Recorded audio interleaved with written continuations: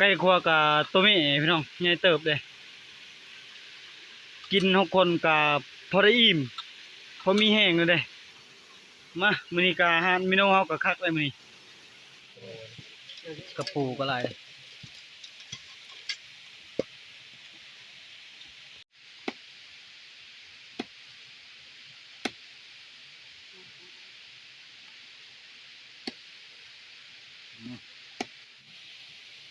ทั้งเขื่อนที่เนาะวันนี้นะเนาะ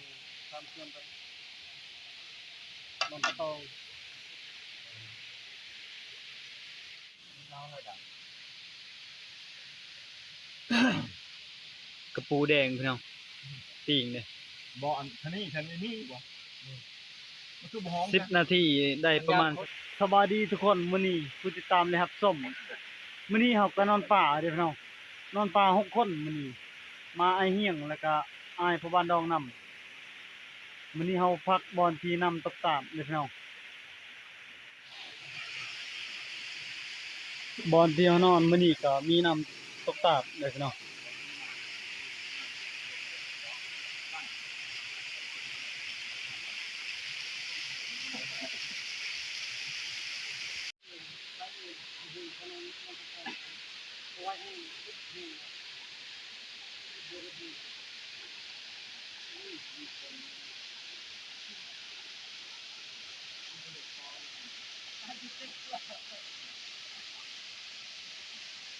กินข้าวกินน้ำแล้วพี่น้องบ่าวเดือนก็ไปยิงกระหอกได้บ่าวพางไปใส่กับดักหนู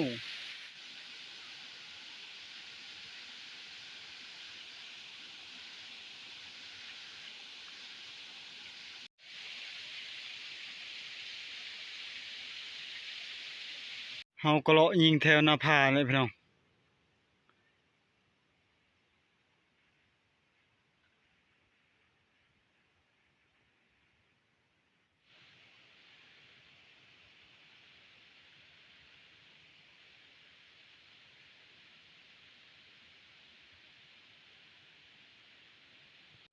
เฮาก็ลงไปหลุมพุ่นแหละหายิงต้นแรงพี่น้องสิงนกทั้งลุ่มน่ะก็แซวอยู่เด้เฮาสิพอหรือบ่ต้นบางไห้มื้อนี้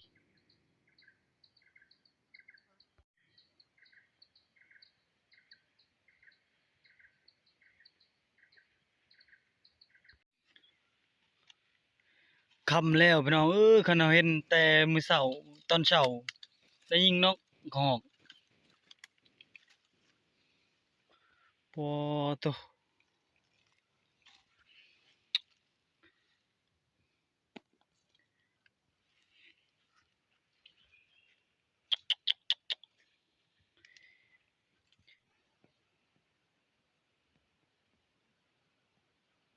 ต้นหมากสูงพี่น้อง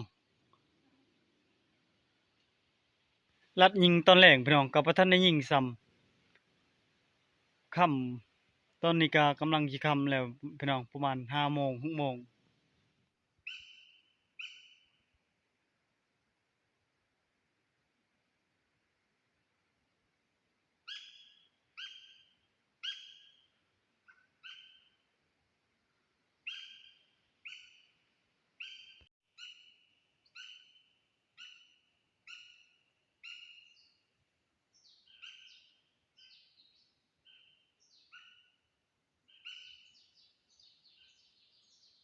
ตอนแรงไปรับตอนแรงก็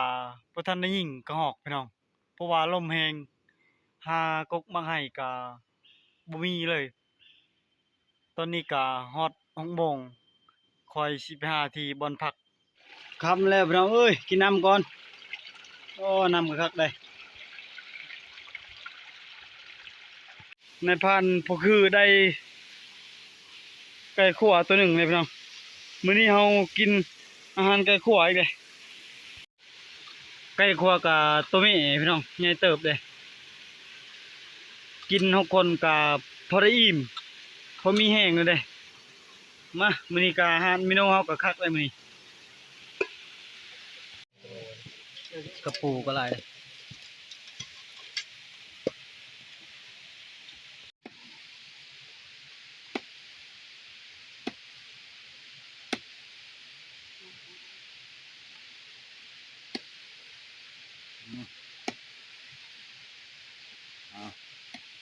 คืออาหารจาก มื้อนี้เมนูเฮาก็คักพี่น้องอาหารป่าเลยไก่ขั่วนี่เฮามาบ่ทันแล้วเบาเดือนมาบ่ทันพี่น้องเฮาก็ไปยิงก็บ่ได้นายพรานเพิ่นได้เพิ่นคั่วเบิดแล้วเลยมื้อนี้ก็คักได้อาหารเฮานอนปลาอีกพี่น้องเอ้ยมื้อนี้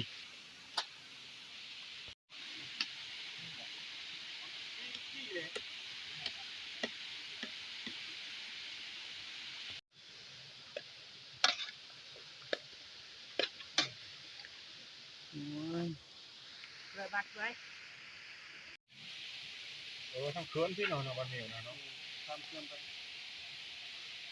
มันก็ต้อง บ้านกระต้องก็ต้องนั่นเลย ตักเป็นช่องถ้วยเด้พี่น้อง ตอนยกคนดูให้ยกคนตอนที่เขาอันนี้เอาคนโบ้งออกมาแล้วน้ำอะไรดัง กระปูแดงพี่น้องปิ้งเด้ บ่อันทันนี่บ่มันคือบ่ฮ้อง 10นาทีได้ประมาณส่ำนี้แหละ คนลายคนโบราณ มากินข้าวพี่น้องมื้อนี้ก็อาหารแซ่บเด้หลังจากเฮากินข้าวแล้วก็ไปการต่ออีกเด้ไปยิงตอนแรงหรือว่าเลาะยิงตอนแรงก็บ่ได้มื้อนี้ก็พอได้กินอยู่มาพี่น้องกระปูก็งามพี่น้องมันขนาดเลยกระปูยำนี่ มันเป็นสิ่งนะครับ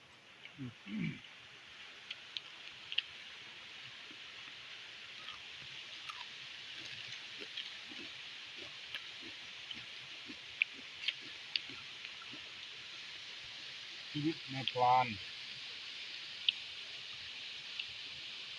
เฮากินข้าวแซ่บกับไปการต่ออีกพี่น้องในพานเพิ่นเห็นกกมังไห้เด้มื้อนี้เฮาก็ไปเผาอยู่หั่นเลยเด้ตอนเช้าเฮาสิลงมามื้อนี้ก็ไป3 คนก็นอนอยู่นี่พี่น้องเฮาก็ขึ้นภูต่ออีกเด้ไปมื้อนี้สิไปเบิ่งนำกันได้บ่ได้ก็ลองไปนี่เฮาไปก้านแล้วก็เห็นกับดักมะพร้างใส่กับดักหนูพี่น้องพอหนูหวายเลยใหญ่เติบนี่ในพานเพิ่นยังก่อนนี่พี่น้องมื้อนี้เฮาสิไปหากกมังไห้อยู่ ปอสองโตนกพี่น้อง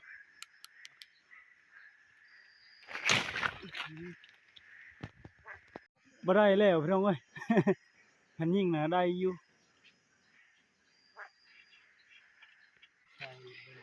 มื้อนี้บ่าวเดือนกาเผากกมังไห้นี่พี่น้องกกมังไห้กาสูงโพดเด้บางน้อยหรือว่าบางหลัวมักกินหมากนะปอสูงพี่น้อง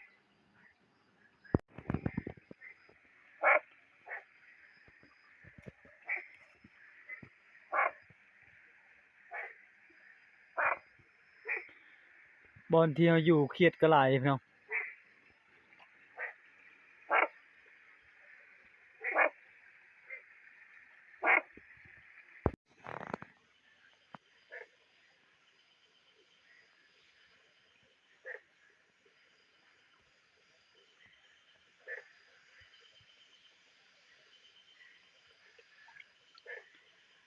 กระโปรงก็หลายเด้จับเอานี่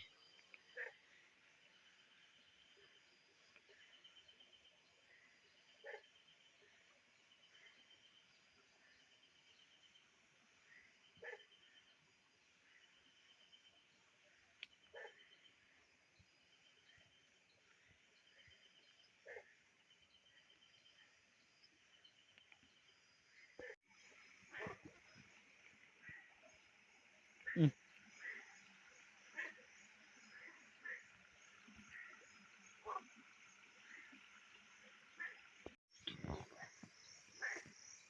บอนที่เฮาอยู่น่ะ เขียดมักนาวหรือเขียดโกดเขียด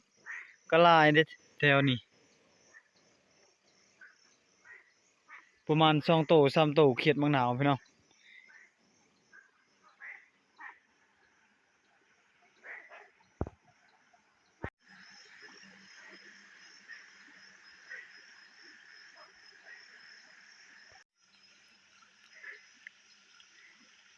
ขียดมังนาวพี่น้องเขียดนี่ก็ขมเลยเฮาคันกินหลายนะบ่มักปานใดขมขนาดเลยเขียดมังนาวนี่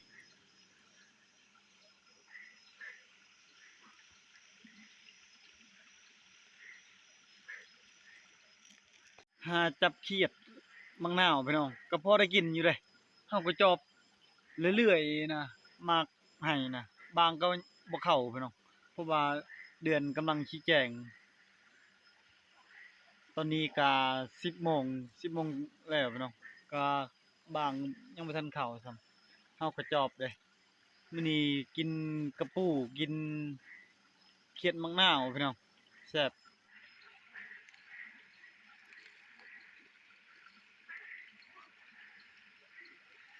คันเฮาอยู่ป่าน่ะอาหารมื้ออึดพี่น้องอาหารป่ากระปูเขียดนำคันเฮาอยู่บ้านน่ะอาหารก็ยากพี่น้องเอ้ย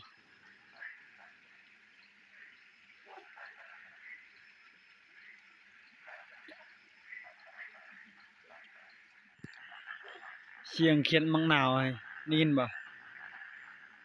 หลายเลยเขียดมังนาวน่ะนายพรานผู้หนึงก็นอนเฮา2 คนก็ยังบ่ทันนอนพี่น้องยังกินเขียดอยู่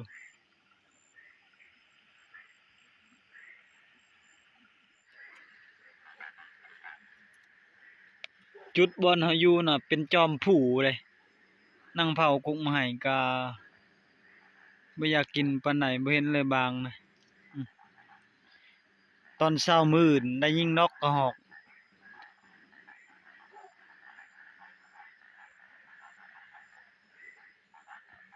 ลมก็แรงอยู่จอมผู้นี่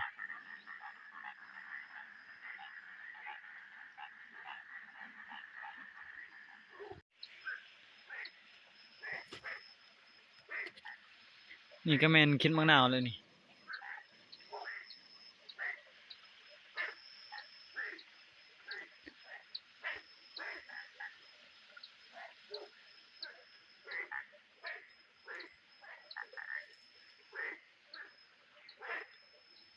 นี่เอ้ยเขียดมังนาวนี่ปิ้งเผาเอาเลยยังบ่ทันตายนี่เด้อ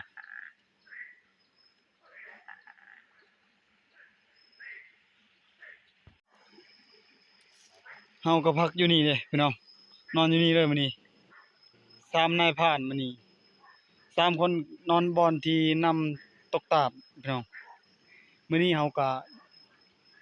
นั่งเผากกมังไห้บ้างเข้ามากกำลังหล่นเด้พี่น้องกิจกรรมมื้อนี้ก็บ่มีหยังมาฝากมาต้อนพี่น้องก่อนอื่นจะหมดก็ขอขอบใจหลายๆคนผู้ติดตามและรับชมกดไลค์กดแชร์เพื่อให้เป็นกำลังใจพี่น้องมื้อนี้ก็ขอบใจทุกคนบ๊ายบายพี่น้อง